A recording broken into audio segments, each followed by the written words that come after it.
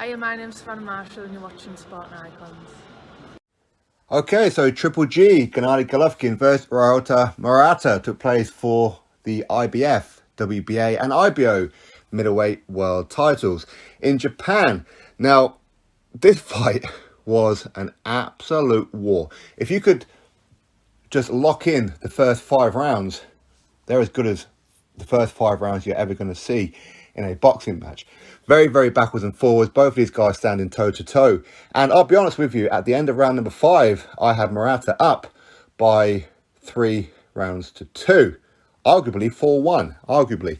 But Murata just was taking Triple G's punches and was throwing some hellacious shots back and was literally standing toe to toe with him. And I thought, that's not really the kind of fight that you should be giving Triple G. But Triple G looked a little bit suspect in that in those first couple of rounds. He certainly did. Those body shots, he didn't like those body shots. And I'm watching it and I'm thinking, if he gets past Murata here, Canelo is going to destroy Triple G, this version of Triple G. But that all changes as the fight goes on. Now, the body shots were certainly key for Murata. Triple G, he kept digging his elbows in, which of course would allow shots to come in over the top to the head. But Triple G, he was still throwing out his jab. Triple G has a fantastic jab, punishing jab. He really does. And a little cut appeared on the bridge of the nose of Murata. But Murata looked happy, looked comfortable.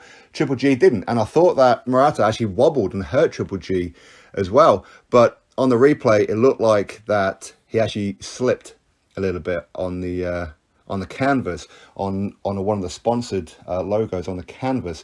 So, but at that point, I'm thinking, Triple G, is it his age? Is it inactivity?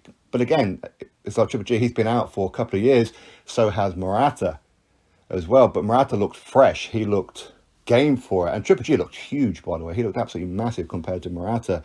And Murata is a superstar over there in Japan. And I'm pretty sure that the audience who watched this in Japan is probably going to be record breaking over there. I'm sure of it. Because Murata, of course, Olympic medalist and all that kind of stuff. He does have 2 losses on his resume, but he avenged both of those losses. He's a great fighter. We all know that he's got a very good chin. Apparently his skull is thicker than the average human being as well, which apparently that equates to him taking a lot of shots.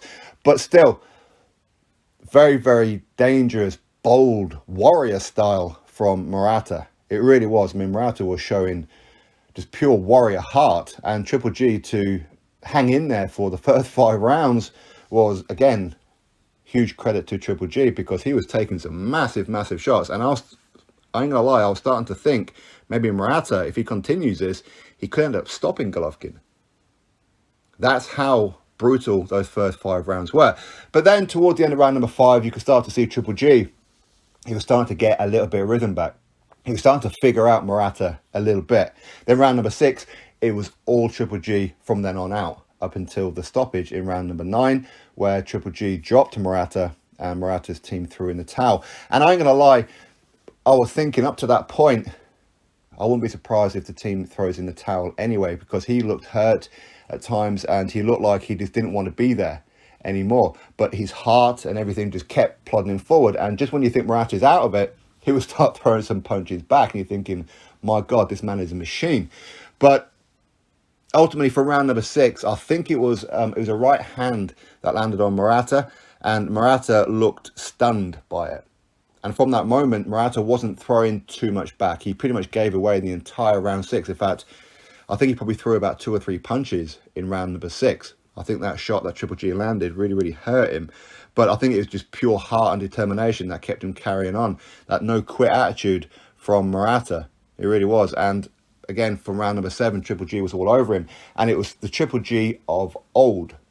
Triple G, it's almost like he knocked off the ring rust and started to take over. This was the old Triple G. Now, I know some people have been mentioning the fact that Triple G is now 40 years old. His birthday was yesterday, or I think it was. Listen, 40 in this particular era of boxing is like the new 30. Okay, it's actually not that old anymore. But at times, as I said, for the first 5 rounds, I'm thinking, uh-oh. I mean, is this his age? Has it caught up with him?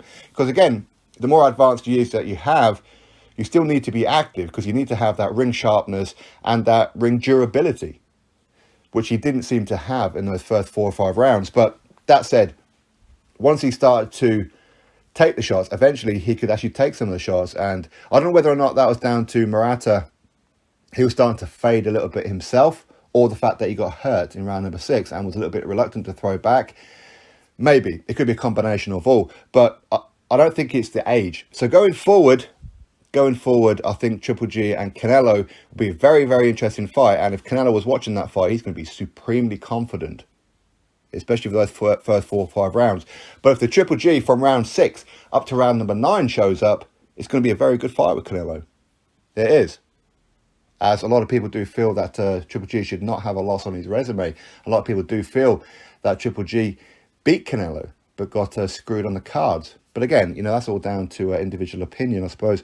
But congratulations to Triple G. He's now unified middleweight world champion once again. And congratulations to Murata as well. He's shown that he is that level. A lot of people were questioning him because obviously he doesn't have the greatest wins in the world, but his durability was very, very good. His boxing skill was very good. And while he's not really known as a body puncher, he was throwing some menacing, hurtful, spiteful body shots. So Murata is an absolute warrior, and I can't wait to see him again. And in fact, I'd like to see him take on Charlo. Murata against Charlo, that'd be a very, very interesting one.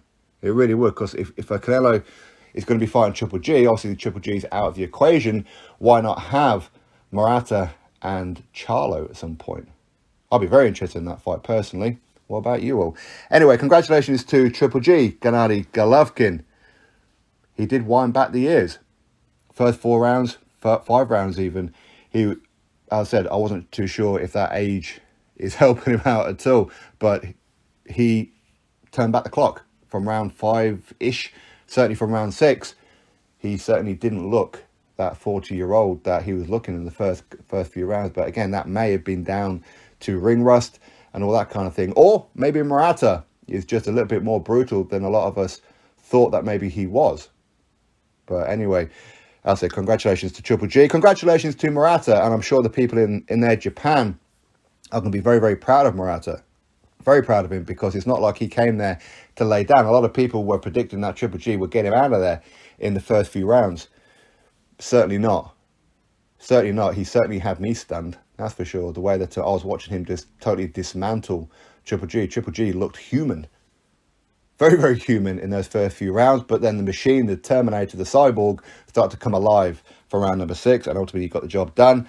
He dropped Murata in round number 9. And the team threw in the towel anyway. So anyway, you all drop your thoughts below about it. Click thumbs up, subscribe. And I'll catch you on the next video.